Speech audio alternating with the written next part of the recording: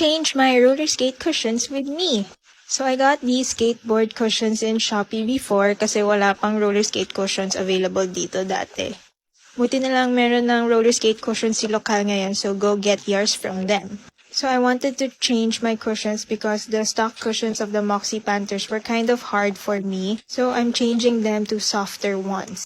I learned that you can have different hardness of cushions in one skate, so for this skate, I'm changing the conical cushions to softer ones and retaining the harder stock barrel cushions of the Moxie Panther. I'm still trying to find out my preferred cushion setup, so sa isang skate, ibang setup naman yung itatry ko. The first step in changing your cushions is removing the kingpin nut using your T-tool. Then remove the first bushing cover and then the conical bushing. So this gray cushion is the stock cushions of the Moxie Panther and the white one is the skateboard bushing I bought. So medyo magkaiba yung size nila.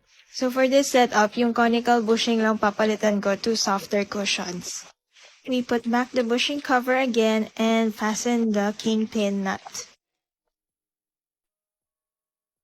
So tapos na tayo sa right skate. This left skate naman, I will change the stock barrel bushings to softer cushions. We'll see which setup I prefer after trying these out. So again, we remove the kingpin nut using our T-tool.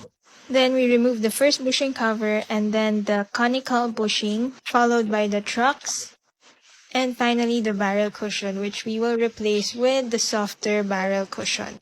So size comparison ulit, mas maliit ang skateboard bushing than roller skate bushings.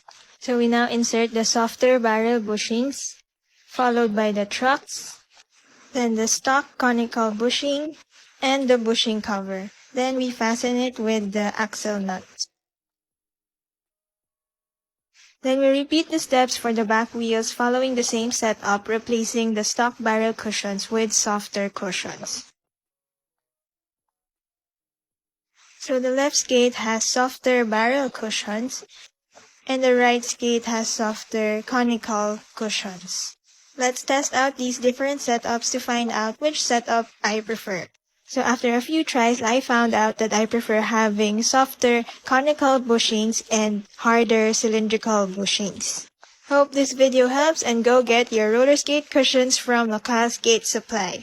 Link in bio!